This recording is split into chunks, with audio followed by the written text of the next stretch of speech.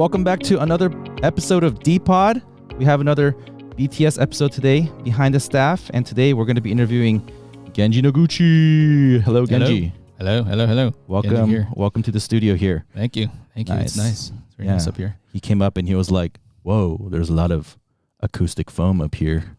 Yeah, very, very professional. Very professional looking. Yeah. Trying to get you guys into the mood, you know, because we don't do this for a living, so it's kind of a bunch of amateurs podcasting. So yeah, we look like professionals though. We look the part. We look awesome right now. Yeah, and then Neil Tongson said, "I sound good on the mic too." So thanks. Oh, Neil. wow. I know you're listening to this. So, all right. So all right. Well, we're gonna talk a little bit about your story. Okay. How you became the person you are today, especially spiritually. And so, but let's just start with some basic information, like who are you? What did you study in college? What do you do for a living? Some basic things. Sure. Yeah, we'll start surface level. So my name is Genji. I am a programmer. So I do backend. I'm a backend engineer at Iterable, which is a email marketing company. And I went to Berkeley. I went to UC Berkeley, and I studied EECS, which is electrical engineering and computer science. So it's like the most popular major, right? Or is it CS? No, I think it's CS. Oh, okay. And then mine is like the quote unquote exclusive major, slightly more exclusive College major. of Engineering major version of that. Yeah, exactly. Okay. Yeah. It's like 300 of us. And then you have to take 2 electrical engineering courses while you're there. Yeah, They're incredibly painful. I see. Wouldn't recommend it. So were those the only electrical engineering classes you took? Okay. Yeah. And after that, it was all CS all the way. You can choose a track that you want, but it's I'd never even considered going down that route. Okay, nice. And then I'm presuming you're a software engineer now. Yeah. So I never looked back. So people go in like me. I didn't study CS in college, but I became a software engineer later on. Yeah. But people don't go the other way usually. No. Yeah. No. Once you're in CS, you stay. Yeah, that's nice. Yeah. And then tell us a little bit about your family of origin. Yeah. Let's see. Okay, sure. My mom is from Taiwan. She moved to Toronto to do her PhD, and then my dad is from Japan. So he is he's from near Tokyo, and then he moved to Toronto as well to do his MBA. And that's where they met. Yeah. So I was born in Toronto, and then I moved to New York when I was 1. Got it. And then you have a brother. I have an older brother, 5 years. 5 years older. 5 years older. Yeah. Okay. Yeah, it was neat to meet them all at your wedding recently. So. Oh yeah, that's right. Yeah, you just saw them. Yeah, and Genji's married to Hina, which I think everyone listening to this would already know. So, so let's talk about then your spiritual background. So, kind of, what was that like? Did you grow up going to church, or how did that start for you? Yeah, so it's interesting. I never even considered church growing up, which is kind of interesting because my mom grew up going to church. My dad has no background in church, but my mom actually grew up going to church her whole life. But then she stopped going in college, I believe. And then for me, I grew up pretty much Christianity is just kind of this fairy tale or myth kind of. I didn't even really consider it. I went to my dad would bring us our whole family to Trinity Church during Christmas because he's this huge classical music guy. So he would take us there to listen to the mass, the choral, performances and stuff. The arrangement. Yeah. Yeah. That was appreciates the musicality. Yeah. Exactly. Yeah. Got it. Okay. So then you didn't grow up going to church at all. You just thought of maybe the Bible stories as kind of mythical things or fairy tales. So how did you first start going to church then, or get exposed to Christianity? Yeah, so it wasn't until I think it was the summer before sophomore year of high school. So I had a friend. So I really looked up to this guy. So he was doing Science Olympiad just like me. He was kind of interested in startups, just like me, at least during that time. And I really looked up to this guy. And then one day during that summer, he tells me "Hey, Genji, do you want to come to church with me? It's my first time, and I want to learn about Christian morals. I think that really interests me. I was I don't really want to go, but sure, I guess. I look up to you, Christian morals. If that's something you're into, I'll go with you. Turns out he wanted to date a girl, which I found out 6 months later. Oh, there's a girl at church that he wanted. Yeah, oh, yeah. Well, God can use anything. This has been a theme in some of these podcasts. So. yeah. God can use anything. And then he stopped going. They broke up. He stopped going, and then I just kept going all the way through high school. Okay. Yeah. Got it. Just briefly, you mentioned like you're interested in startups. What was that about? Yeah, I actually it was this friend that got me really interested in startups. I think for me it was always just like, what is the coolest thing I can do with my life? That was like a theme all throughout high school. Like, what is the most purposeful thing I can make of my life? And like for me, it was like, oh, like startups seem kind of cool. Like, oh yeah, you can I don't know, you can build a company and you can like really make a difference. If you make that right product that people like and they buy and you can make a difference in this world, and you do that, you start off in like a living room with your buddies and you're coding like late in the night, and like you got close friendships, you change the world, you feel purposeful, you probably make some money as well from doing that. Like wow, checks off all the boxes. Seems like it's like the best thing I could do with my life. And, so it's like this sense of mission, like accomplishing something, benefiting mankind. So that was the motivation behind the startup thing.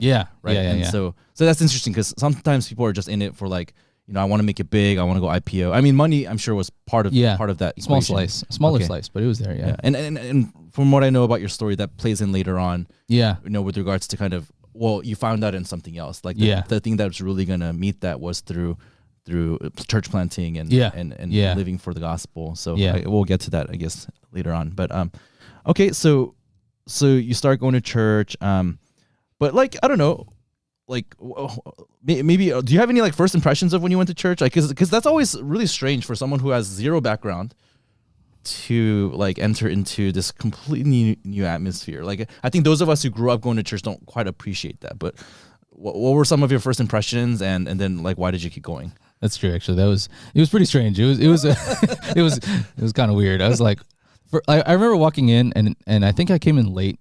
Some things haven't changed. I walked in late, and then the room was dark, and there were some words on a projector screen, and people are singing. Some people's hands are up. Some people are kind of swaying, and I'm like, what am I doing? What am I doing here right now? That's interesting. And then they're singing. I didn't really think about the words. And the words were probably kind of like a little strange to me too, but I just remember thinking, this is kind of like karaoke, I guess. It's just there's words and people are singing along. They're all like singing together. Yeah. So I was like, oh, this is kind of nice, I guess. And then I remember prayer being kind of weird because, like, okay, everyone's closing their eyes and praying and talking to God, I guess. And then I didn't know when to open my eyes, and I was like kind of like sheepishly looking around. Oh no, my eyes still supposed to be closed. So then I looked back down again, and it was a little weird. Yeah. No, I distinctly. So I mean, it's weird even when you go to a different type of church or different denomination. Like I remember early on, like when my family started going to church, so usually I was in the Sunday school or the kids service, but then sometimes we join the adults.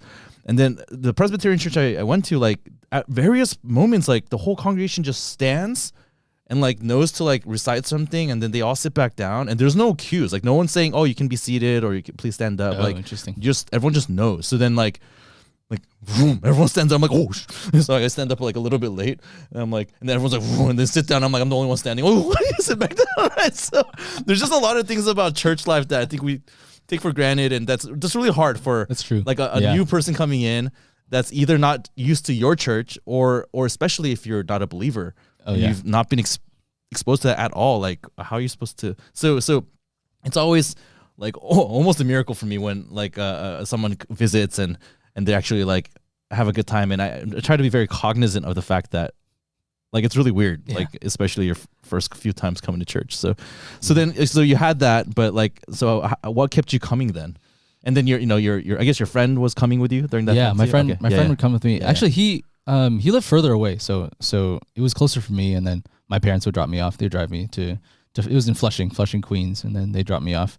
Part of it was habit. I've kind of realized I'm just kind of a habit keeping guy, so I just kind of kept going out of just the weekly rhythm. That was like the sort of shallow reason, and then people were nice and they're friendly, so then I kind of kept coming. They would go to service, they'd eat lunch together afterwards, and sometimes they'd hang out at the pastor's house and they'd play video games or something. So it was nice, but I think there were some like deeper reasons, I guess, that I think subconsciously like they kept me going to this church. I think one reason was just the fear of death, and I think DP, you were talking about this like in your first podcast or something, but Yeah, like yeah. I remember like very distinctly in ninth grade, starting then, I would just like lie awake in bed and just like, there's no way I can really like there's a chance I can just close my eyes right now and like, you know, And not like, wake up. Yeah, not wake up. Yeah. Consciousness is gone. Yeah. Like there's a me, and that me would just be like no longer. Mm. And I just couldn't comprehend that fact. Mm. And I would just lie awake in bed like, 15, 30 minutes, just like, man, like, is this really, like, really? Am I just going to die and that's going to happen? Then no, there must be something more, like, no way. But I had no answers. Mm. And then, like a year later, church. And then I remember kind of slightly connecting the dots, like, okay, maybe church can be some heaven ticket for me. Not that it is. I think that's not what Christianity is, but I think at that time that's just what I thought. How you viewed it, yeah. Yeah, and the whole thing about death, like I think sometimes I forget like how much actually what I would call how much existential angst I used to have like on a daily basis, kind of like what is life for? What am I doing? Like if I'm gonna die, what's the point of any of this? And like just feeling like icky about life. And I kind of sometimes take for granted that I don't feel that anymore. I feel a lot of peace about like the fact that I'm alive and I know where I'm going. And like, I mean, in the best of my moments, I'm so looking forward to heaven. In the worst of my moments, I'm still very earthly, in my thinking. But I do think that one of the things that Christianity has resolved for me is like, I know what my end is. And so that I don't have that angst anymore that I used to have. Yeah, I agree. Yeah, that has like totally just disappeared.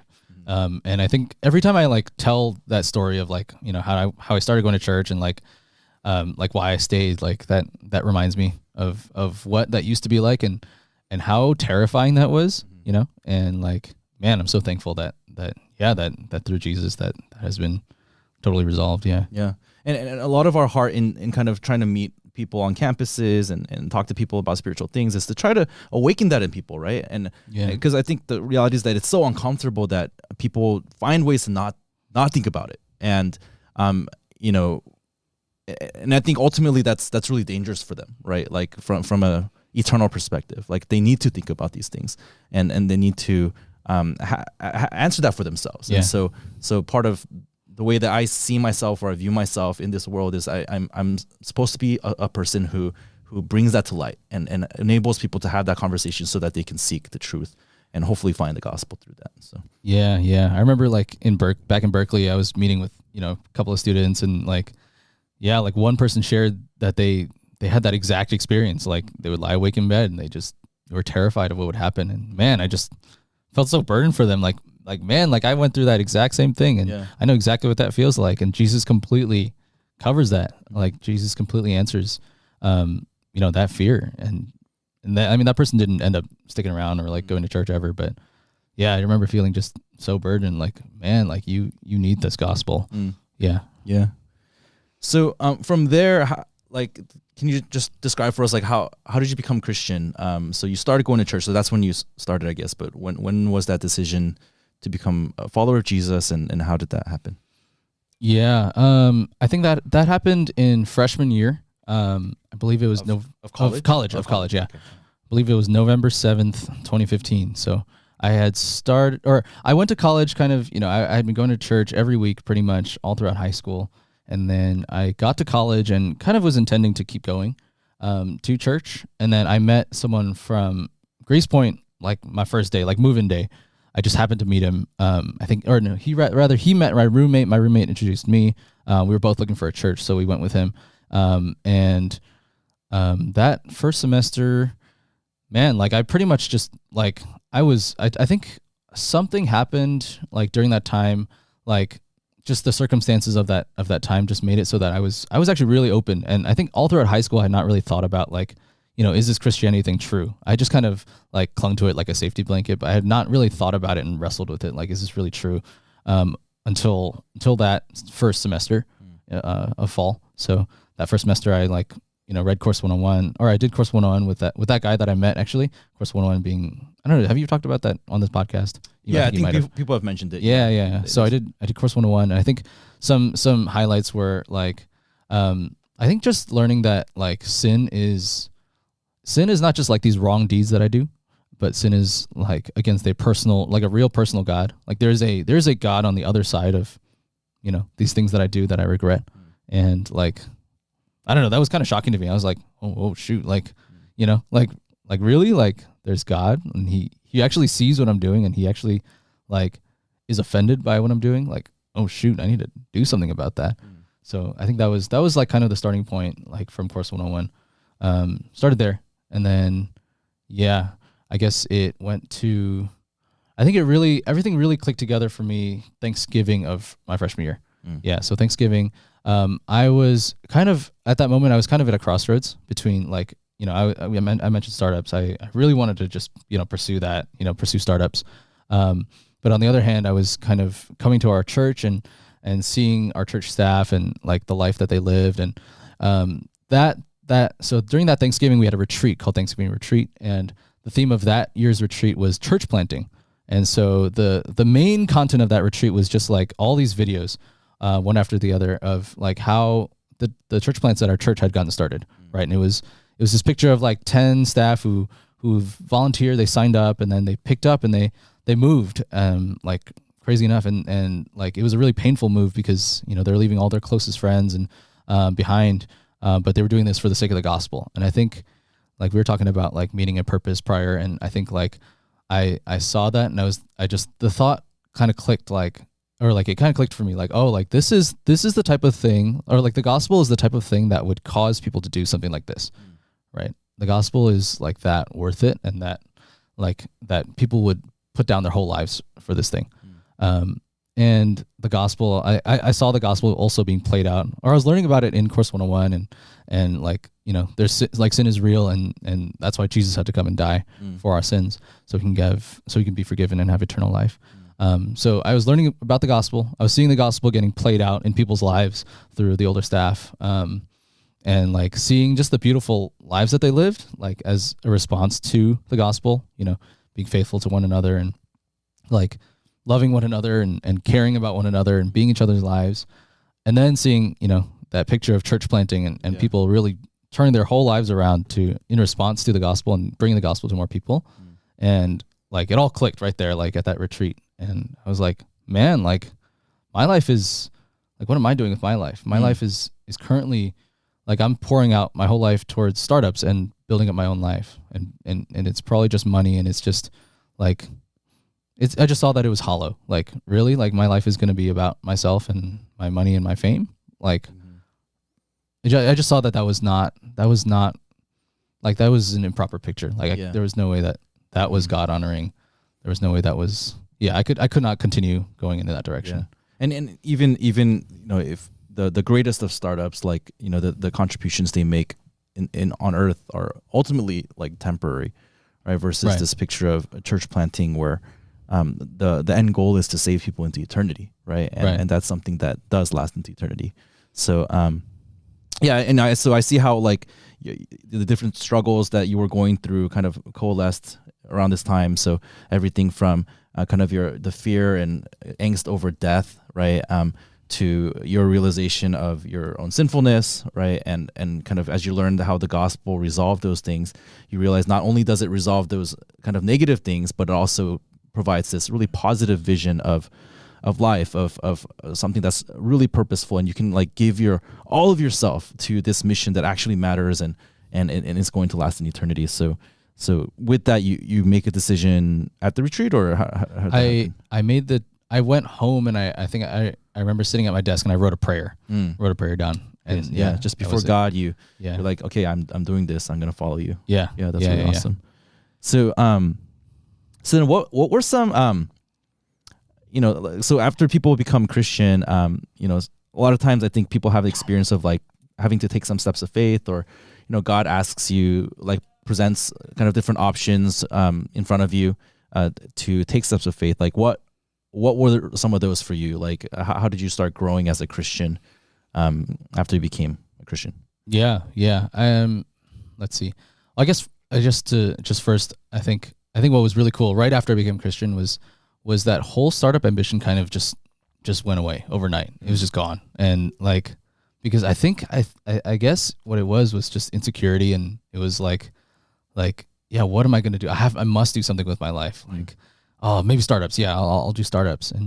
And I think like the gospel gave me a lot of peace in that, like in just from like, just like, I'm going to follow Jesus and that's what my life is going to be about. Like that gave me such security and peace in that area. I think that ambition totally just went away. Yeah. But yeah, I guess it's being Christian is not just like, it's not just daisies and rainbows and fun. So yeah, I remember one time I really had to struggle with that and like think about that was, I guess, junior year. So 2 years later, that whole year we had, our whole church had this focus on like heroes of faith, right? Like people who in history have really given their lives to obey Jesus and really gave their whole lives to doing that. People like C.T. Studd, people like Hudson Taylor, who went all the way out to China when that wasn't really a thing. He went to China and like just gave himself to the Chinese people to bring the gospel to them. And I remember that year, like each Sunday, like message after message was just like, I guess I was constantly wrestling with that picture and like, man, like, like, is it really so different? Are their lives really so different from, or like, are their circumstances so different from mine? Like I am a college student. They were, for many of them, they were college students and was just thinking like, like how can I really give my whole life to serving the gospel? Like how can I like take a step of faith to trust God? Yeah, I think I was wrestling with that all throughout junior year. Yeah, and I know that maybe one of the ways that that manifested for you was kind of something unique in your story in college is that you went to Cambodia for a while. Right? Yeah. How long was your time in Cambodia? Yeah, it was 1 month. Okay, 1 month. 1 month. Yeah. So you know, a lot of people who I've interviewed already, and myself personally too, like we've done like short-term mission trips. It's usually like 10 days on the ground or something like that. So you went for a month, but you were also at Life University, right? Yeah. Which is where we normally go for we have a partnership with that school there. It's a Christian school. So can you tell us a little bit about like how that decision came about? Like, why Cambodia, and how did you get to that decision, and were there any obstacles along the way? Yeah. So I think, I mean, like what was on my mind was like, you know, man, I want to do something cool for God pretty much. And I have a friend named Philip, actually Stefan's younger brother. Yeah. And so he has, me and Philip go way back. So, he has this cool thing that he does every year where he goes to Cambodia for the entire summer, like 2.5 months. And he really has a heart for those people and those, you know, the students at that school. And he would just go every month. And then the thought kind of got planted in my mind, like, man, what, like, that'd be cool if I could go to Cambodia for the entire summer. Like, that'd be really neat. Like, that sounds really scary, like for sure. But like, oh, like that could be really cool. I guess long story short, the internships didn't quite work out. I ended up like, so my initial plan was, okay, like maybe I'll go for the whole summer and then I'll like, but then, you know, in my mind I was like, oh, but then I won't have an internship that summer. And then my parents who aren't Christian, like they would not be like happy about that if I like forfeit like one summer's internship to go to Cambodia instead. And then now I don't, like, you know, I wouldn't have made money that summer. I wouldn't have job experience that summer. And they would not be really happy about that. And so I had this brilliant idea of like taking off fall semester, doing an internship in fall semester, and maybe they'd say yes. Maybe they'd be okay with that because I'd be like, you know what, look, I have this internship lined up. Like, you know, things will be great. Like, you know, I'll have enough money and like I'll be able to graduate on time. And I was gonna like present this whole case to them. They were initially like, they weren't happy with that, like the idea once I pitched it to them, but they begrudgingly agreed and they were like, okay, sure, like, you know, it's your life, you can go. Yeah. So, but I guess long story short, I ended up only going for a month because the internship like timelines didn't quite work out. But yeah. So, and was Philip there the entire time or something? Yeah. So Philip was there the whole summer. Oh, I see. Yeah. Okay. Got it. So you're in Cambodia. Maybe, you know, a bunch of our listeners probably never been to a Cambodia mission trip. So tell us a little bit about like what is it that you do there? How does that 1 month get kind of filled up? Yeah. So my 1 month was actually, it was basically 2 mission trips. So it was 2-week mission trips. So the first one was, and they were very different. So the first one was, it was 62 of us, 62 people on that. You know, we all, you know, booked flights. We flew out to Cambodia. And actually, Kevin Huang from Northwestern, he led that trip actually. So that was my first interaction with him. What we did was we led chapels. So, well, okay, let me step back a little bit. So that school is broken down into different grade levels. There's a middle school, there's a high school, there's a university, which is I believe it's a Christian university, and then they have a international school. And so we would split up into those teams for each school. We do chapels, so like, lead some songs, lead some games, and short message. Some of us taught English class, so we'd go in there, we just, standard English class. Some of us like there was this cool thing where there was an English class for high school students where like basically the actual teacher was a youth pastor, and he just told whoever was teaching that class, like, whatever you do, like as long as it's in English, like doesn't matter, you can just, as long as you're speaking English, anything goes. And so then they would just teach the gospel, they would just teach Bible like during that class. So yeah, pretty much that. Yeah, and Cambodia is a country where there's very few Christians. Very few, yeah. Right? So for a lot of these students, it's their first time hearing, or first time having a meaningful interaction, I guess, with the gospel. Yeah, that's really neat.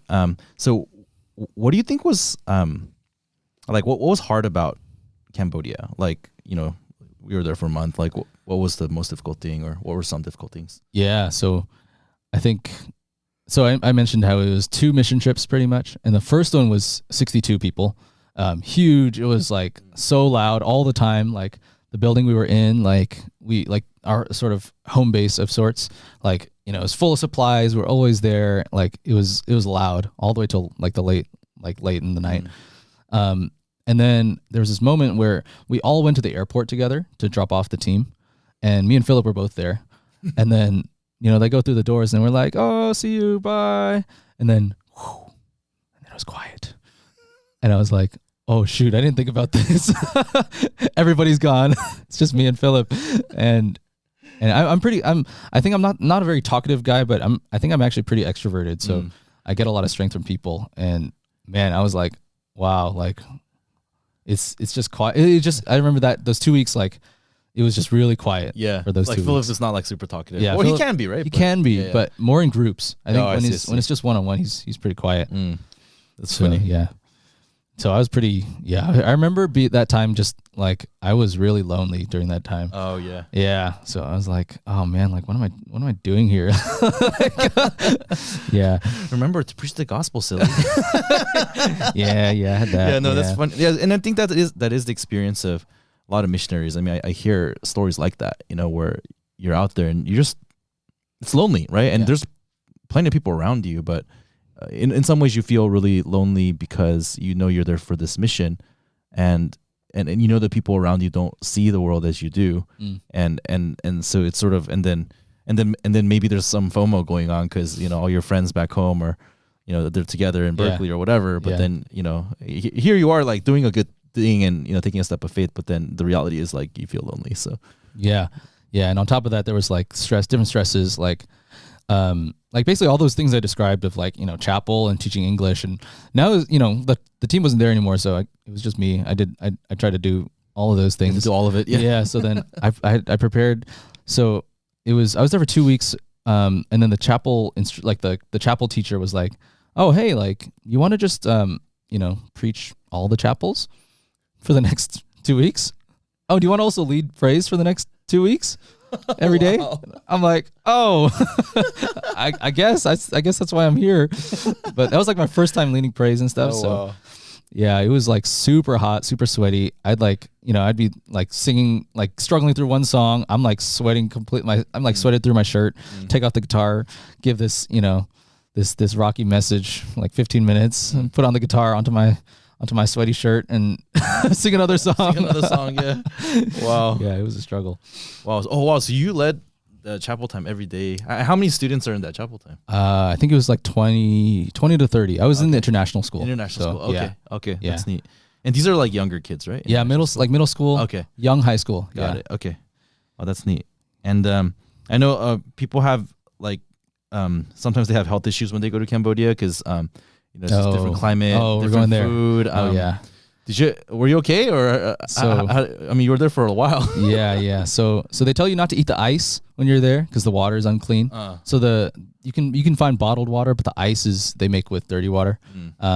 Yeah, but we started just eating the ice, because you just got to fit hot. in. It's really hot. Yeah, it's really hot. Yeah, and you got to just live as the locals do. And so yeah. So that was one thing. But I think the worst, the lowest point for me, or what kind of what threw everything off, or I guess threw my body off, was there's this one time where Philip had these two former students.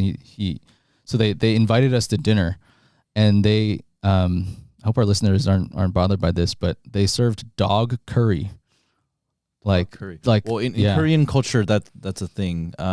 Yeah. I guess in Cambodian culture too. Yeah. So they grilled the meat. They grilled the meat, but then the curry was made out of the intestines and all this. Oh wow. Yeah. So it tasted really intense, and it was okay. But basically after that, I had my stomach was bad pretty much the entirety of the 2 weeks. Oh gosh. Yeah. And it was in the morning I would wake up and oh, I need to go. And I went, and then and I'm kind of feeling kind of shaky. And then I just took there's this caffeinated Gatorade. And I was oh, okay, well I need to get through the day. So I drank that. Yeah. And then I would, get through at nighttime. I'm oh, I need to go again. Went again. In the morning, I'd wake up and rinse and repeat. It was just bad the whole time. Oh man, this is getting into TMI territory here, but hey, this is the reality, right? I mean, maybe we don't talk about it, but going to Cambodia, I mean, people do have health issues. And, And I experienced that in Cambodia. I experienced that in Thailand. So I don't do well with the heat. So when we were in Thailand, I got really sick. So I was out for half a day. And I was, and of course you try to push through. I mean, you're there for a limited time. You're gonna just keep going. And then the missionary that I was working with there had to tell me oh, I think you should go see the clinician.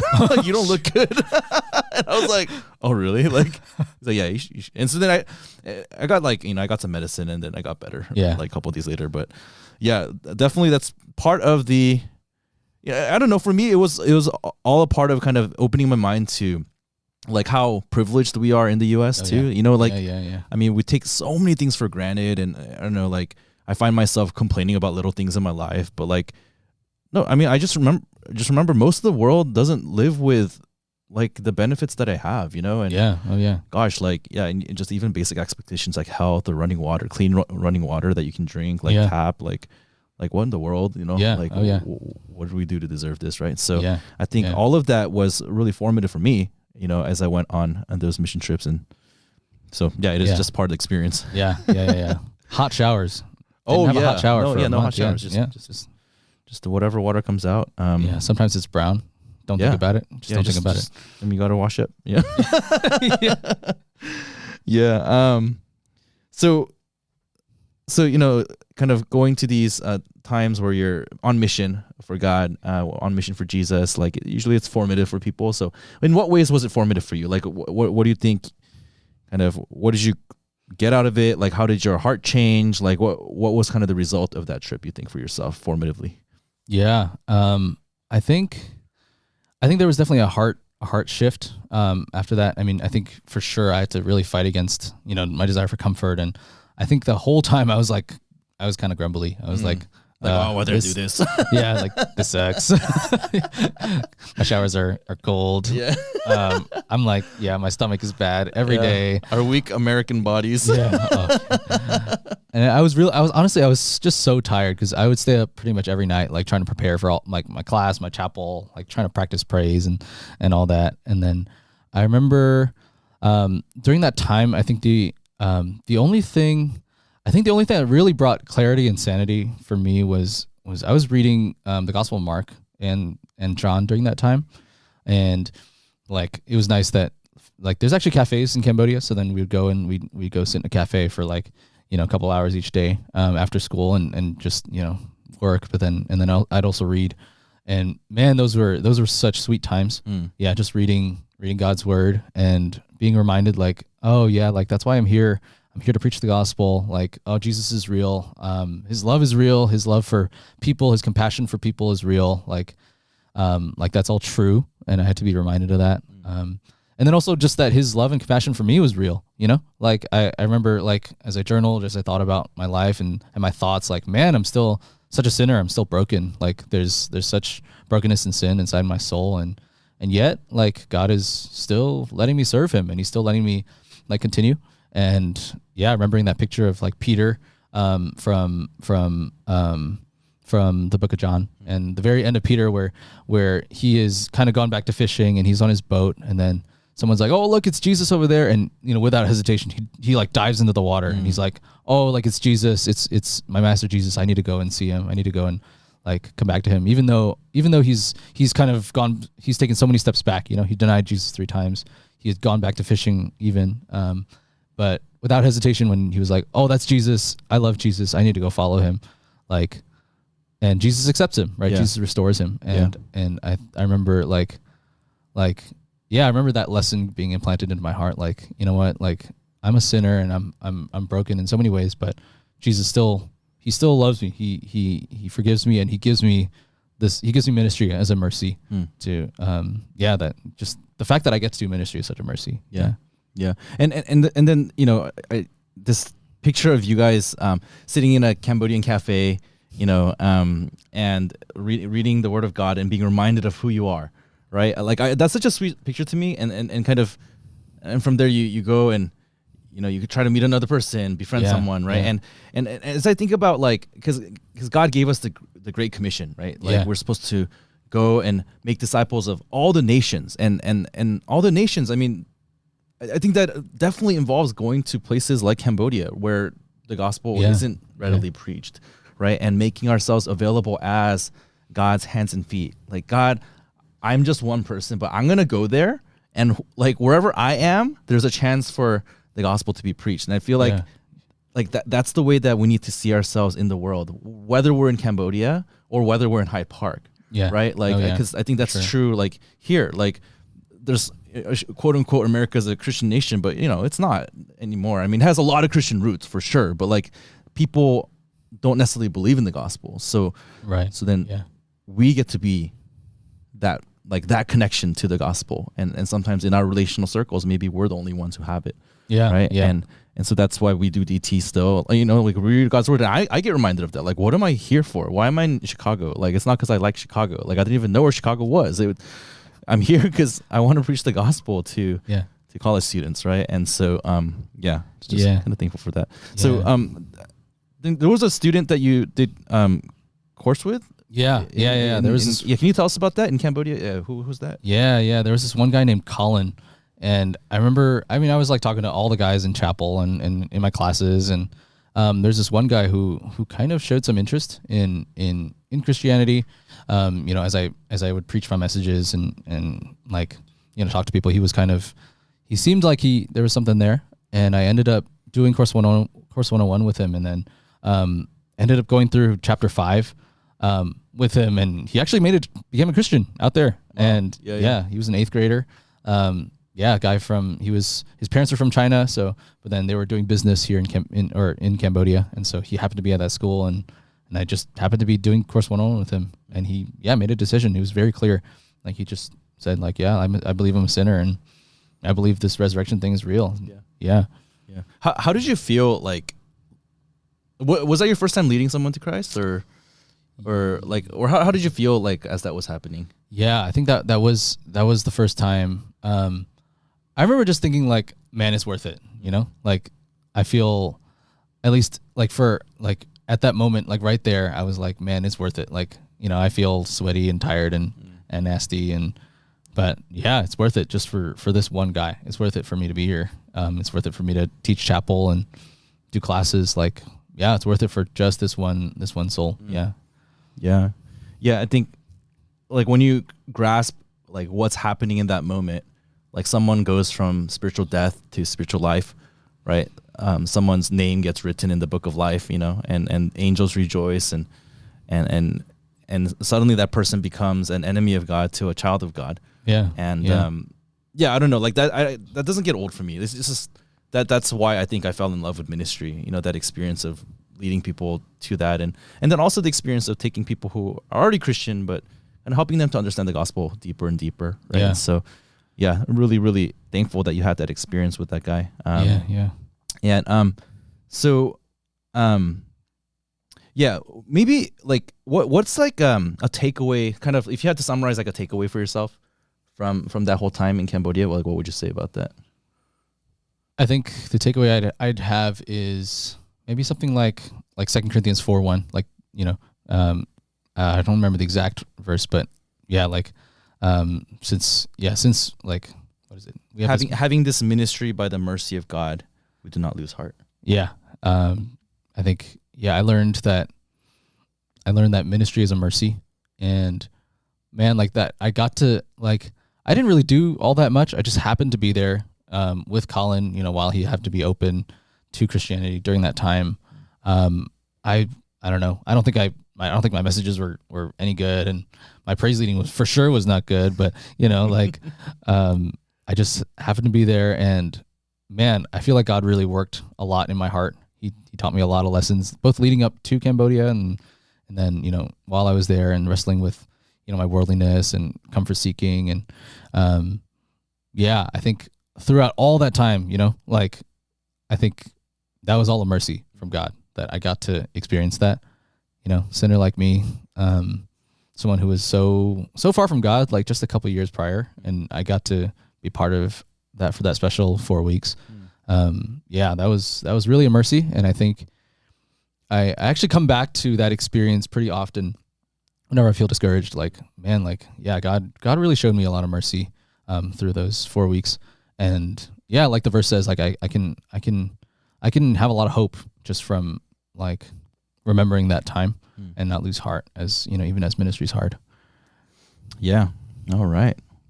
Well, thanks for sharing about that. I wanted to kind of switch topics now to another place you went to. All right. So, you know, we talked about Cambodia, but Philadelphia. All right. So, because you were part of the church plant there last year. Oh, yeah. Right. So, could you tell us a little bit about, like, you know, so, because, you know, you were how many years out of college when you, so 2 years. 2 years out of college. My third year out of college, right? So you went out to Philly. Okay, and that was with a bunch of your friends, your peers, and then your longtime leader Isaiah. Yep, right, Isaiah and Steph and their family. So you guys went out to Philadelphia. So can you tell us a little bit about Philadelphia? All I know about Philadelphia is basically from what I've heard from you. But that one time we visited for spring break trip last year when you were still in Philadelphia. Oh, that's right. So that's right. Yeah. Tell us a little bit about, like, what is it like? What was your first impressions of that place? Yeah, sure. Well, I'm from New York, so that's my sort of standard of city. Like, so you're like, Philadelphia's a small little town. Yeah, so a little village. I showed up and I was like, there's not much here. Is Chicago a city? Yeah. Barely? Yeah, it's barely a city? Yeah. Oh, Chicago's my great. goodness. Chicago's great. Anywho. Just some New York pride right here. Mm-hmm. Yep. Philly honestly is like, nobody really thinks about Philly, or like, because it's just kind of janky. I don't know. It's not the greatest city. It like, it's like dirty, and like especially the subways are super dirty. It just feels like it's in need of like repair. It just kind of feels run down, like the city itself. It is an old city. Yeah. It's a very old city. Yeah. So it's another word for historic. It's like rundown and janky. This is also the Bay Area pride coming in. Yeah, that's true. Shoot. Like modern California sensibilities with like New York magnitude and magnificence. Yeah. Like and so then every other city is like subpar for Genji. Yeah, well. Yeah. So those were your like initial impressions of Philly. Yeah. And like how did it, like, because you know, I feel like you have a lot of heart for Philly. Like, how did that change, or what did you start learning about Philly? Yeah, it's interesting. It's actually very related to that observation of that I just described. It's because Philly went through a lot of this process called white flight. So basically, I don't remember the exact years, but what happened was the sort of richer white population of Philadelphia, they moved outwards. They moved outwards into the suburbs. So if you look at the demographics of Philadelphia and its surrounding areas, there's like, you know, financial district, which is wealthy. But if you go immediately outside that, it's pretty poor. It's poor and pretty rundown. And then you go slightly outside that, and it's like really dangerous and like really bad. And then you go slightly outside that, and then it's like rich white suburbs. Oh, interesting. Almost like like if you match like a Target sign. Yeah. Huh. Yeah, it kind of reminds. I mean, a lot of cities suffer from that. Yeah. You know, I think Chicago has its history of that. Yeah.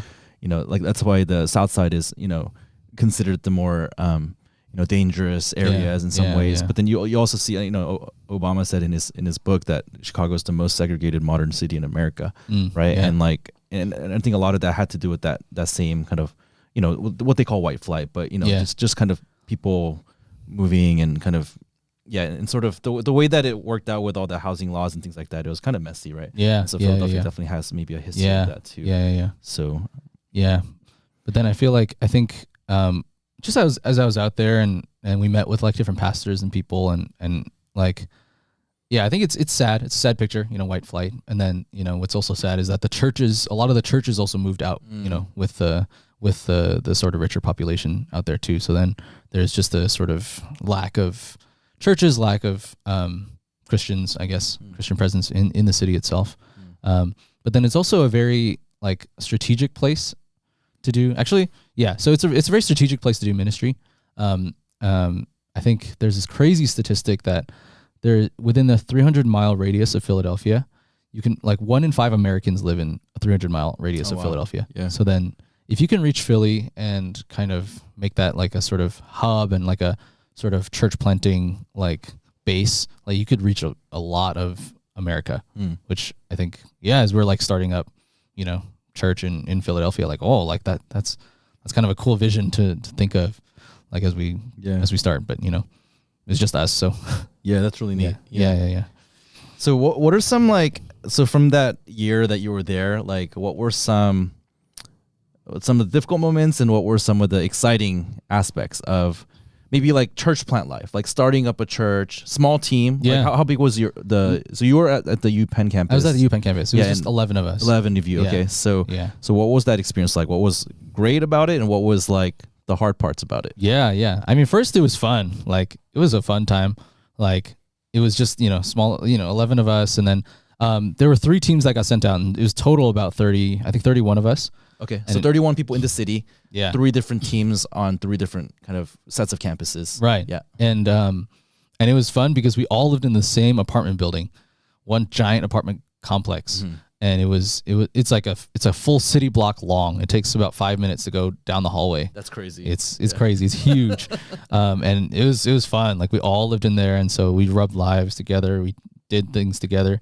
We did our first Costco run together. So I had a truck, or I got a truck like during that time, and we literally filled up the truck during that Costco run because we were like, you know, shopping for all the apartments. All the apartments, wow, all the apartments. Crazy, $5,000. Oh my gosh! $5,000 consumable supplies, consumable, you know, household goods from Costco, like Ziplocs, and stuff Ziplocs, like that. Oh my gosh, croissants and you know, it's a lot of croissants. Normal stuff, normal everyday stuff. The stuff you only experience when you're on a church. yeah. It's glorious. It was awesome. We like Tetris it all in there. Yeah. So it was fun. I think overall it was fun. And I think, I guess so. That was definitely a high point. Sort of one of the harder parts of that was just that it was so small. I came from Berkeley Church, which is a big church. You know, like it just feels like something I didn't realize while I was out there. It was just that like there's such a strength from having so many people there. And then also having so many older people there, like older people who have set the culture and have been faithful to ministry for so many years. Like to see that, like it's not like a tangible, it's not something you could like feel like, but when they were like to not have those people there and just have a young team of, you know, 30 of us, but then, you know, on our campus, just 11, like I felt a lot of fear actually when I first went out there. I was like, oh my gosh, like are we gonna survive? Yeah, are we gonna survive? Like really? Like, and then there was that, and then also like just the burden of like being a gospel bearer, like being someone who like I personally, you know, received the gospel, and now I'm following Jesus, and now I have this mission to bring the gospel to people. Like that's my mission. Like not that I'm doing it alone, but like the fact that I have to like consider that my personal burden, I think back in a bigger church, it was like, yeah, I'm gonna, like, everyone is going out to flyer at this time. There's gonna be like 15 to 20 of us. We're gonna go out and we're gonna flyer. And I'm going to be like, oh, yeah, I'll do my part really well. I'm going to flyer hard. You just show up. You show up and you... For a couple hours, boom, boom, boom. You do that thing. Yeah. Oh, yeah. And then, somehow people will get saved. But then, like, when it was just, me or like just 11 of us and Isaiah and Steph, they had to take care of their kids a lot of the time. So then, like 8, 9 of us. And yeah, I just felt I felt a lot weaker. And then I felt the burden of, I need to personally respond to the Great Commission. I need to personally share the gospel with people. Yeah, and if I'm not doing it, like, who's gonna do it? Yeah, exactly. Right? Yeah, you feel that a lot more when it's a small team. Oh yeah. So are there any like stories from kind of ministry there, like anything that comes to mind that you sort of cherish and like you would like to share with the audience? Yeah. I guess like maybe just one lesson I learned is that, like, it's okay to be fearful. Like, actually it is fearful. Like, and it that fear, I remember Greg Steer, who's like this awesome evangelist, but he shared that he actually always gets fearful whenever he goes out to share the gospel. And I took a lot of comfort from that too. Like, oh yeah, I'm supposed to feel fearful, but it gives me a chance to depend on God and the Holy Spirit through prayer. I remember one very key memory was, it was in the summer, and I think we were talking about Greg Steer and, like, sharing the gospel, like, during that time. And Isaiah was like, okay, so we're just going to all go out individually to the campus, and we're just going to, for what you have 1 hour, and you just pray and you try to meet someone, you try to share the gospel with them. And I was like, oh my goodness. And I remember I was wandering around for pretty much the entire hour, like thinking like what on earth? Like, really? Like, we're gonna just walk up to somebody and like share the gospel with them. And so I was just praying that whole time, like, God, like, I'm afraid. Like, what do I do? Wandering around, like, someone would pass by. He's like looking down, wearing headphones.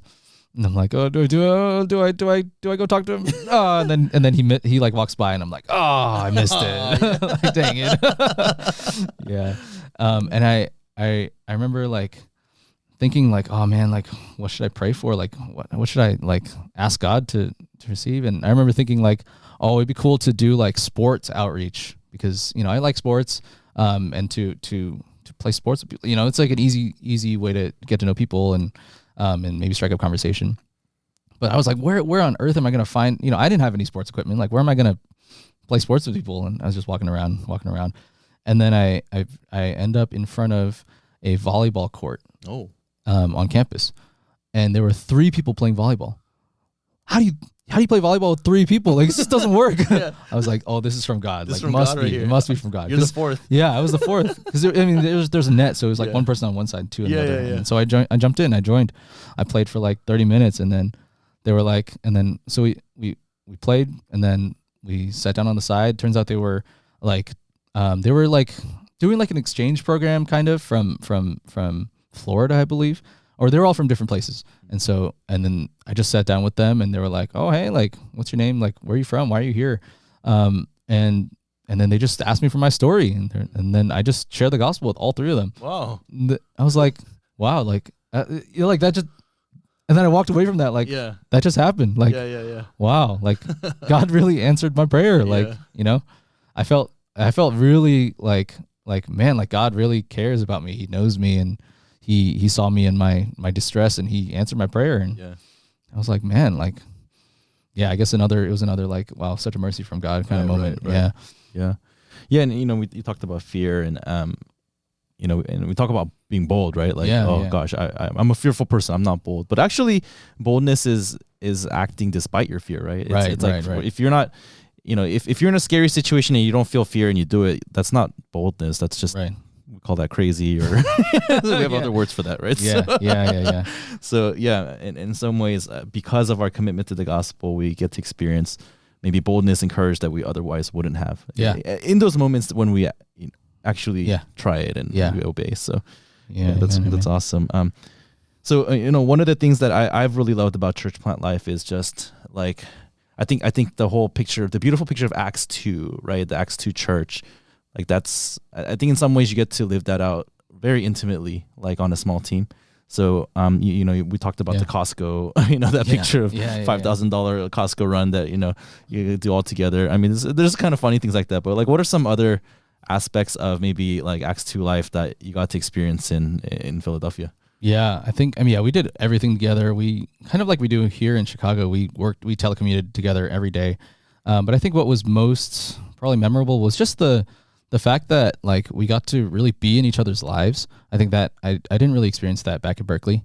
Like, we're all in the same complex. We're together like all the time, and especially like Isaiah and Steph and their two kids, Timo and Malachi, like we were with them like constantly, right? And so we were with them through life transitions. We were with them through like sicknesses, a lot of sicknesses, like kids getting sick, getting adults sick. Oh yeah. Oh man. Yeah. One time Timo got norovirus, which is a really bad stomach flu. Well, we're having a lot of stomach problem things in our listeners. But it is what it is. It's the reality of things. It's just life. Yeah. So then we were, he got all of us sick. Like anybody who even laid a finger on Timo, he got them sick. Yeah. Noro's super contagious. Yeah. And it was such a week because like we all got sick during that week, but then we had this big like outreach, we were doing an apologetics booth like outreach like event that Friday, and we had been flying for like 2 weeks prior to that, and like we're like, oh man, like what do we do? Like if you have noro, like you can't go present. Go out, you're gonna get everyone there sick. So we were like, man, what do we do? And like and what happened was actually our team and the mainline team, which is team reaching a different campus, we combined forces, and so whoever was free, like whoever was not safe, sick. not sick, like they presented, they did the talks for us. All the rest of us, we were like, we huddled together and we were like praying for them, and it was just a really sweet moment right there where like cross team, like collaboration, and they like it felt like almost like a scene from like Band of Brothers, like, oh yeah, you take up the mantle, you guys go and you run this event, and you share the gospel with our students for us, and it was a really sweet time. Right. Yeah, that's awesome. So maybe last question for you before maybe we turn this around and you can ask me a couple, but like what's just one lesson that you took away from church planting? You got to do that yourself. What's something you learned about either yourself or like the church or kind of ministry? Like, what's one lesson? My one lesson is that like, I think it's kind of related to what I mentioned before, but just that there is the Great Commission, right? Like we are, like if you're a follower of Jesus, then you've received this Great Commission from Jesus as well. And like as a follower of Christ, like we are called to obey that Great Commission, like each of us personally. Like we're not called to just kind of join like a cool, exciting group and just do what everyone else is doing. But we all kind of have to wrestle with that reality that, you know what? I follow Jesus. I've received the gospel, and I've been told to guard that, it's good deposit from God. And now I can, like, that gospel that came to me has to now go to other people. Like I have a personal responsibility to share it with other people. And I think I didn't understand that. I didn't know that I didn't really experience that until I went on a church plan. So I think that was a really precious lesson from that year. Yeah. Amen. All right. Well, do you have any time for the reverse Q&A? Do you have any questions that you want to ask me based on anything we talked about, or just anything that comes to mind? Yeah. Well, I'm curious I'm assuming you for sure have had to learn that lesson at some point as well. Having been at Berkeley, you started going to Berkeley, you came to our church at Berkeley, and so you kind of know big church, what big church feels like. And I'm curious how you may have, maybe like, was there a story of like how you learned that lesson? About like seeing myself as a minister of the gospel. Exactly. Yeah. Yeah. Basically, I think how that worked out for me is,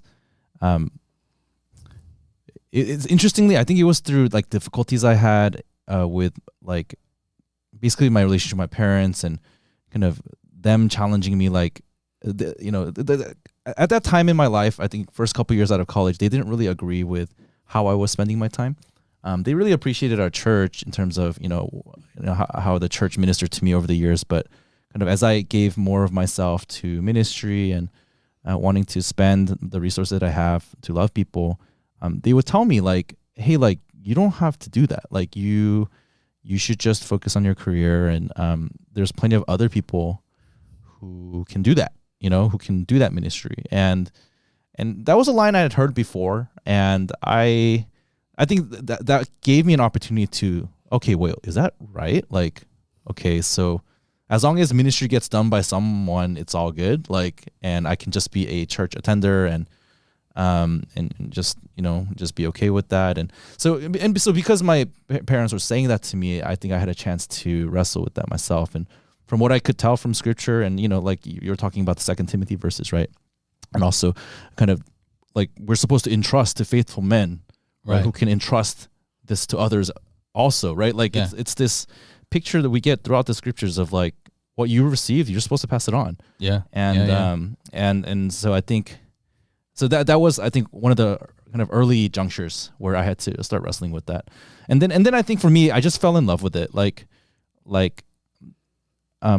remember the first couple of years out of college, I felt so burdened by ministry in a way because I felt like it was so much responsibility. Like, because I think about my mentors and how much of an impact they had on my life. Yeah. And I was like, I'm not like sufficient for that task, like I don't know if I want that kind of responsibility over someone, right? Like, but then kind of growing into that role and as I saw people get saved and as I saw people take steps of faith, I think it's this experience of like, there's nothing else I'd rather be doing. Yeah. And sort of what we were talking about earlier with the whole startup thing. And, we might have given ourselves to these other things, but now like I have this greater thing to give myself to. So. Yeah. Pretty awesome that like, I guess that was really clear for you. Like, wow, these people who shared the gospel with me, they really loved me. And now I got to do the same. Like it's my kind of my job. Yeah. And my issue was like, gosh, like, I don't know if I'm up to that task, which I wasn't. We had to grow into it. Yeah. Oh yeah. Yeah. So.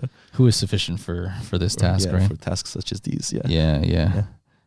Anything else? Let's see. One more maybe? Yeah. Maybe what were some of the most exciting, awesome, fun, etc. pictures from when you first came to Chicago of what that was like? Maybe that was your first church plant. Mm-hmm. Right. Yeah. So what was that like, I guess? Like exciting memories? Or? Exciting memories, yeah. Exciting memories from early, like when you first moved to Chicago and your first experience of church plant life. Oh, okay.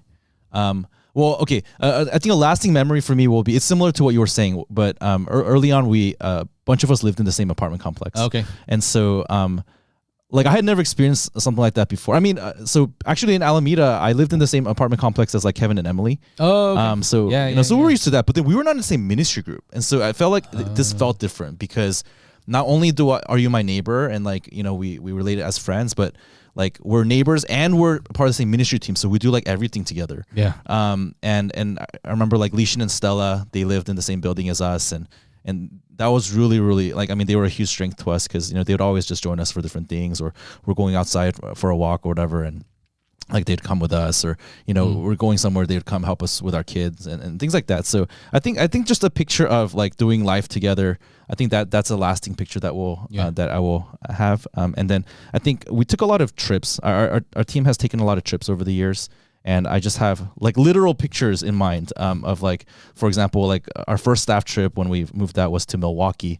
So Milwaukee will have that special place in my heart always. And we went on those Surrey bike things where you can put like 6 people on a bike. And this was like when Emma was 1 year old, and we put her in the little basket in the front. And she was not happy. And she hated like hats back then, and we had to put a helmet on her, and she was like crying and she was like shrieking the entire time. And then I think she got tired out, so she knocked out. And so we had this picture of her like completely knocked out, just like hanging off the side of the Surrey as we're riding. And so I think there's a literal picture in my mind, but I think what that represents is sort of us as a family experiencing just life and shared memories together. Yeah. And I think that fuel our relationships, which then enables us to have the strength to go out and carry out the mission that we came here for. So yeah, amen. Yeah, such precious memories. But yeah, I think that's it for today. All right. Thanks, Genji, for coming on. And we'll have you back on soon if you want. So. Oh, I see. All right. Sounds good. Nice. Well, thanks everyone for joining for another episode of D-Pod. As usual, if you have any questions or suggestions, leave it in the form. That's it. See ya.